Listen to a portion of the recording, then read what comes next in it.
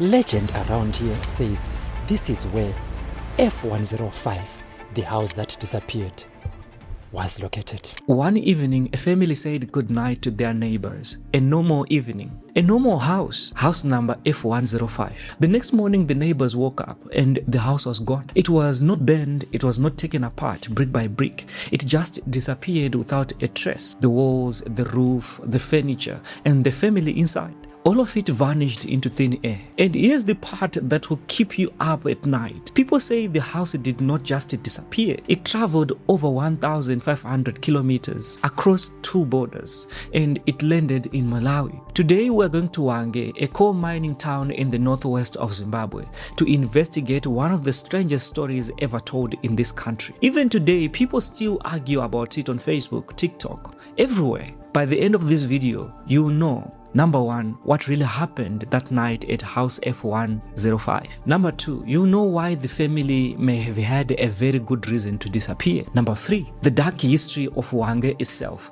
including a mine disaster that killed over 400 men. The big question is this a true story? The deeper we go, the stranger this gets. We're about to reach 200,000 subscribers. We're only left with a few subscribers. So please subscribe and like the video, please. Yeah, exactly. Do you believe that it actually happened? I don't know. I'm different. So, because if you go on the ground, the place is there. So no one is building on the ground? As far as I know, nothing was done on top of that. To understand this story, you first need to understand Hwange. Most people know Hwange for one thing: national park, elephants, lion, tourists. But the town of Hwange is a different world. It is a coal town. It was built for one reason only: to dig coal out of the ground. In the early 1900s, the British colonial companies found huge coal reserves here. They needed workers, thousands of them. And those workers came from everywhere, from all over Zimbabwe, from Zambia, from Mozambique, and remember this, from Malawi too. Men left their homes in Malawi, traveled over thousands of kilometers, and came to dig coal in Hwange. Many of them never went back. They married here, they raised children here, they built lives here, but in their hearts, many of them never stopped being Malawian. And Hwange gave these men a hard life, dangerous work, deep underground. In 1972, an explosion ripped through the Hwange colliery mine. More than 420 men died underground. Workers from Zimbabwe, Zambia, and Malawi. It remains one of the worst mining disasters in African history. Why am I telling you this? Because Hwange is not a normal town. It is a town soaked in loss, in migration, in men far from home. In a town like that, strange stories grow. In one of those houses, house number F105, lived a family. The neighbors knew them well. This was not a family of strangers. They greeted each other every day. Their children played together. They shared this small corner of Zimbabwe. But the family had roots somewhere else. They were originally from Malawi. Like so many families in Hwange, their story began with the men who came to work the coal. And like so many of those men, home was always 2 places at once. Zimbabwe was where they lived. Malawi was where they come from. Now, here is where the story turns. According to accounts told in Hwange, this family had a problem, a serious one. They were about to be evicted. The reports say the owners of the property wanted them out, and they wanted them out by force. In a compound town like Hwange, an eviction is not a small thing. The house belongs to the company. Lose the house and you lose everything. Your home, your community, friends, your whole life in Zimbabwe, gone. The family had nowhere to go, or that is what everyone thought. Because one evening, witnesses say it was an evening like any other. The family stood outside, chatted with their neighbors, and said good night, just like every other night. That was the last time anyone in Hwange ever saw them. The next morning, the neighbors woke up to something their eyes could not accept. Where house F105 had stood the night before, there was nothing. No roof, no doors, no windows, no furniture lying around, no bricks scattered on the ground. No tire tracks from lorries, no signs of demolition, just the bare ground, clean as if the house had been lifted off it, and the family gone with it. Think about what that means for a moment. A house is not a tent. Even a professional demolition team working with machines makes noise. Takes days. The neighbors had nothing, not a hammer, not an engine, not a voice. One evening, a full house with a family inside. One morning, an empty slab. Now, if this story ended here, you might say, okay, strange story. Maybe the neighbors are exaggerating here, but it does not end here, because sometime later, word began to travel back to Hwange, word from over 1,500 kilometers away. The news was the house is in Malawi and has been spotted. The story goes that the house appeared there, the same house with the same family living inside it, as if it had simply changed its address overnight.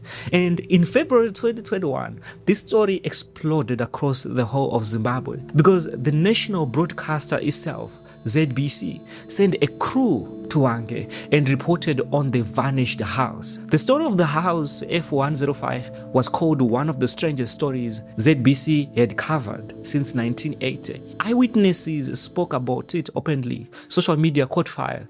Zimbabweans everywhere were asking the same question. How does a house travel to Malawi? Here is a detail that gives me chills. That piece of land, the foundation of the house F105, is still there today.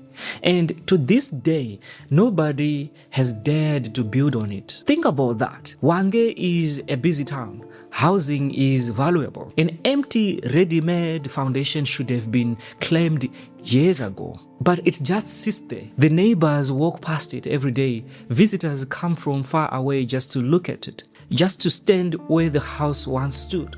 Because in Hwange, everyone knows you do not build on ground that has already shown you what it can do. Here is something most videos about this story will not tell you. House F105 is not the only strange story in Hwange. In the same area, people talk about a church building that was, in their words, swallowed into the earth. A whole church gone into the ground. Very few people in Hwange are willing to talk about what really happened to it. And there is more. In the same district, people tell of a company messenger who was sent to deliver an eviction notice to another house, and he got lost on the way. He could not find the house, as if the road to the house refused to take him there. Do you see the pattern here?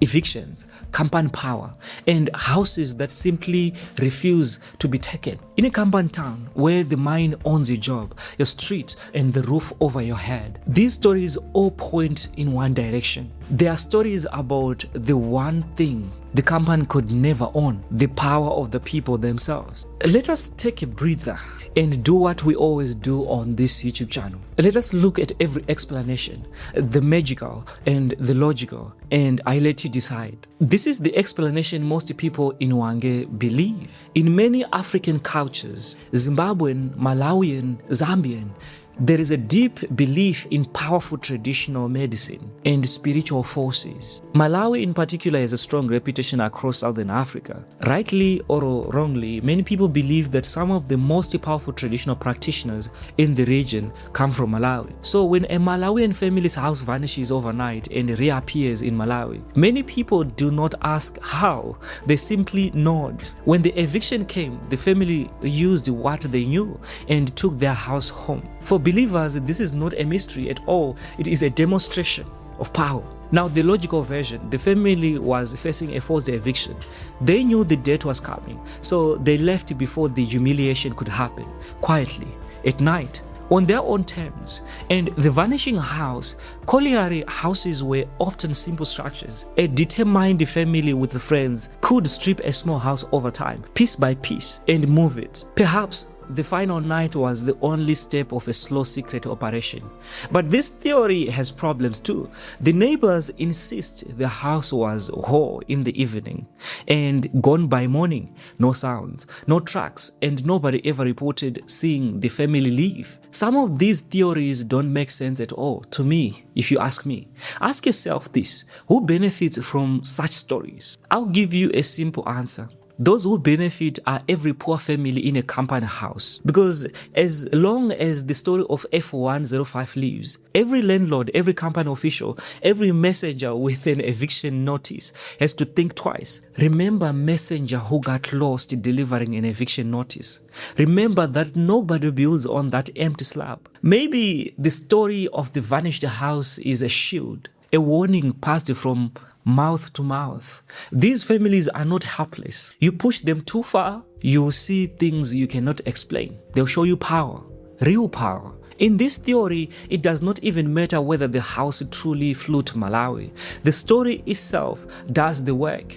And one more thing, a well-known African news site once offered 100 USD to anyone who could locate the house in Malawi. As far as we know, nobody has ever claimed that money. No photo of the house in Malawi has ever been verified. No journalist has knocked on its door. The house vanished from Hwange, and in a way it vanished from Malawi too. So what do we take from all of this? Maybe the story of the house F105 is really the story of every migrant family in Africa. A family leaves Malawi with nothing. They cross borders. They dig coal in the dark for a company that can throw them out with one letter. They build a life on land that will never truly be theirs. Whether the house flew through the night sky, or the family carried it away piece by piece, or the whole thing is a legend told to protect the powerless, the message is exactly the same. You can take our jobs, you can take our land, but you never take our home. Our home comes with us, and maybe that is why nobody builds on that ground in Hwange. Now I want to hear from you. If you are in Hwange, tell us more about the legend. If you are in Malawi, have you ever heard where this house is said to have landed? Somebody watching this video knows more than I do, and that is how these mysteries get solved. If you enjoyed this video, please watch more of our videos, and I'm kindly asking if you can subscribe and like the video.